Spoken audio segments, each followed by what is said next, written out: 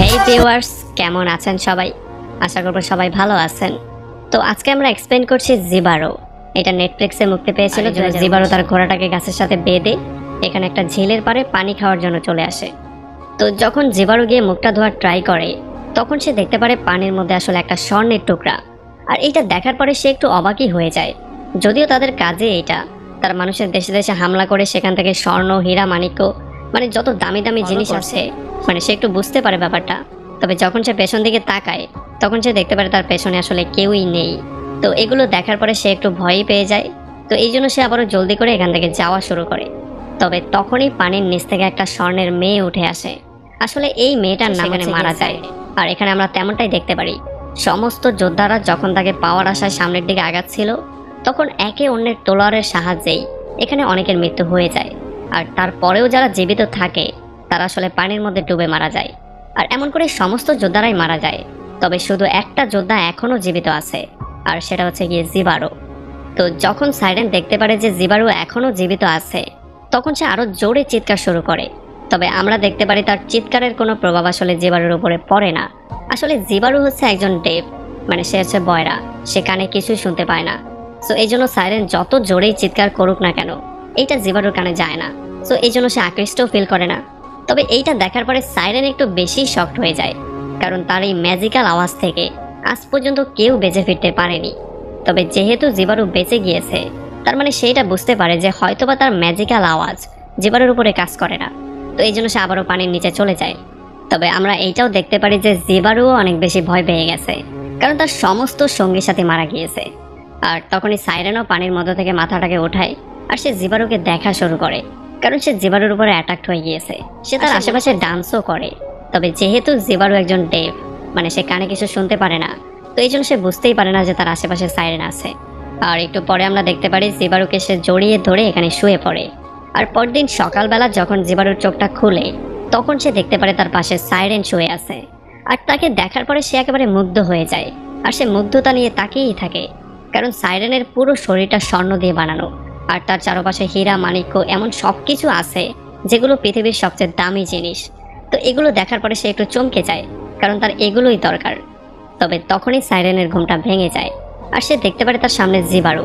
তো এই জন্য সে জলদি করে পালানোর ট্রাই করে। তবে যখন জিবারো তাকে আটকানোর ট্রাই করে, তখন তার হাতটা কেটে যায়। কারণ সাইরেনের হয় না, কারণ তাকে স্বর্ণের লোভে পেয়েছে। তার চোখে মুখে এখন স্বর্ণের লোভ দাউ দাউ করে চলছে। সে চায় সেই হীরা মাণিক্যগুলো যেগুলো সাইরেনের বডির মধ্যে আছে। তো এই জন্য সে তাকে কন্টিনিউয়াসলি ফলো করা শুরু করে। আর সাইরেনও কন্টিনিউয়াসলি নদীর মধ্যে ভেসে ভেসে এখানে ডান্স করছিল। আর নদীর পাড়ে আসার পরে জিবারো তার তলোয়ারটা সেখানে রেখে দেয়। আর এই ব্যাপারটা সাইরেনও দেখতে পারে।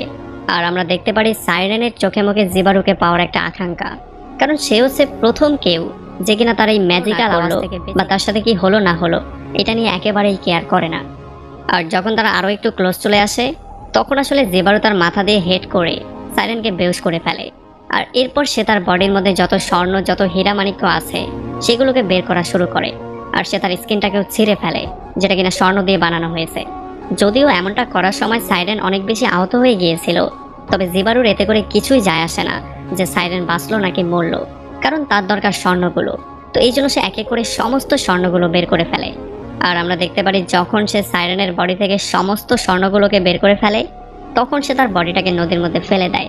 আর সে স্বর্ণগুলো তার ব্যাগের মধ্যে ভরে সেগুলো নিয়ে জলদি করে পালিয়ে আসে। যদিও সে স্বর্ণগুলো নিয়ে চলে এসেছে, তবে এগুলোকে ক্যারি করা তার জন্য খুবই মুশকিল ছিল, কারণ এগুলো ছিল খুবই ভারী। তবে তার মনের মধ্যে যে লোভটা আছে সেটা তাকে বারবার করে এইটাই বলছে যে তোমাকে এই স্বর্ণগুলোকে নিয়েই জঙ্গল থেকে বেরিয়ে যেতে হবে। যদিও সে এইটাও খুবই ভালো করে জানতো যে এই স্বর্ণগুলো ছাড়া মানে একাই জঙ্গল থেকে বেরিয়ে যাওয়া অনেকটা মুশকিল কাজ, আর এই স্বর্ণগুলো নিয়ে যাওয়া তো আরো বেশি মুশকিল। কিন্তু তার লোভ তাকে বারবার করে পুশ করছে। তো এই জন্য সে বাধ্য হয়ে স্বর্ণগুলোকে নিয়ে সামনের দিকে আগায়। আর তখন এদিকে আমরা দেখতে পারি যে সাইরেনের বডিটা নদীর মধ্যে ভাসতে ভাসতে তার যে লেক আছে সেখানে চলে আসে। আর এরপর এখান থেকে একেবারে তখন তার খুবই খারাপ লাগে, কারণ তার শরীরের উপরে যে আবরণটা ছিল, মানে যে স্বর্ণের জিনিসগুলো ছিল যেগুলো তার সৌন্দর্যকে বৃদ্ধি করত, সেগুলো এখন আর নেই। তো এগুলো দেখার পরে তার খুবই আফসোস লাগে। আর সে যে বিশ্বাস করেছিল জিবারো তাকে পছন্দ করে, সেই বিশ্বাসটাও ভুল প্রমাণিত হয়েছে। কারণ সে জেনে গিয়েছে জিবারো তার কাছে এই জন্য এসেছিল যাতে করে সে তার স্বর্ণগুলো আর সে তার হিরো মানিক্যগুলো নিতে পারে। তো এই জন্য সে রাগে দুঃখে যখন এখানে চিৎকার করে, তখন আমরা দেখতে পারি যে এইবার জিবারু তার আওয়াজটা শুনতে পারে। তো এই জন্য সে তার আওয়াজের প্রতি অ্যাট্রাক্ট হওয়া শুরু হয়, আর এই জন্য সে ইচ্ছা করেও নিজেকে কন্ট্রোলে রাখতে পারছিল না। আর যখন এই ব্যাপারটা সাইরেন দেখতে পারে, তখন সে আরো জোরে চিৎকার করা শুরু করে। তো এই জন্য জিবারু এবার অ্যাট্রাক্ট হয়ে নাচতে নাচতে হেলতে দুলতে তার একেবারে সামনে চলে আসে। আর তার সাথেও সেইটাই হয় যেটা তার সঙ্গীদের সাথে হয়েছে, মানে সেও এখানে পানির মধ্যে ডুবে মারা যায়। আর যখন সে নিচে যাচ্ছে তার মাধ্যমে পূরণ করতে পারে, মানে তারা দুজনেই একে অন্যকে ইউজ করার জন্য গিয়েছে, তাদের মধ্যে কোনো ভালোবাসাই ছিল না। আর বর্তমান দুনিয়াতেও আমরা এটাই দেখতে পারি, যে যার স্বার্থে অন্যকে ইউজ করার জন্য ফুললি রেডি হয়ে বসে আছে। তবে যেমনটা বলা হয়, খারাপ কাজের পরিণতি আসলে খারাপই হয়। যেমন জিবারুর কথাই ধরুন, সে আসলে স্বর্ণগুলো পাওয়ার জন্য তার কাছে গিয়েছিল, আর সে স্বর্ণগুলোকে পেয়েও গিয়েছে। তবে এই স্বর্ণগুলোই তার মৃত্যুর কারণ হয়ে দাঁড়িয়েছিল। আর অন্যদিকে সাইরেন, যে কিনা বিনা দোষে হাজার হাজার মানুষকে শিকার করেছে, সেখানে তারই একটা শিকার তার এমন অবস্থা করেছে যেটা সে সারা জীবনে কখনো চিন্তা করেনি। তার যে স্বর্ণ ছিল, মানে তার যে গর্ব ছিল, তার যে অহংকার ছিল, সেটা তার থেকে ছিনিয়ে নেওয়া হয়েছে। মানে এখন আর তার কাছে অবশিষ্ট কিছুই নেই। বর্তমান দুনিয়ার মানুষ ততটাই বর্বর যতটা হচ্ছে জিবারু। আসলে জিবারু যখন সাইরেনের স্বর্ণগুলোকে বের করছিল, তখন সে তাকে অনেক কষ্ট দিয়েছে।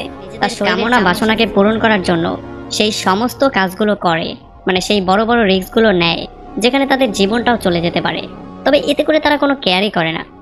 যদিও জিবারু গল্পটা দেখার পরে আপনার মনে হতেই পারে যে এটা একটা অ্যানিমেটেড সিম্পল মুভি, তবে এইটা আসলে এমনটা না। এখানে এমন এমন সিক্রেট লুকিয়ে আছে, যেটা কিনা আপনি যতবার দেখবেন ততবার ভিন্ন কিছু বুঝতে পারবেন। তো আশা করবো এই ভিডিওটা আপনাদের ভালো লেগেছে।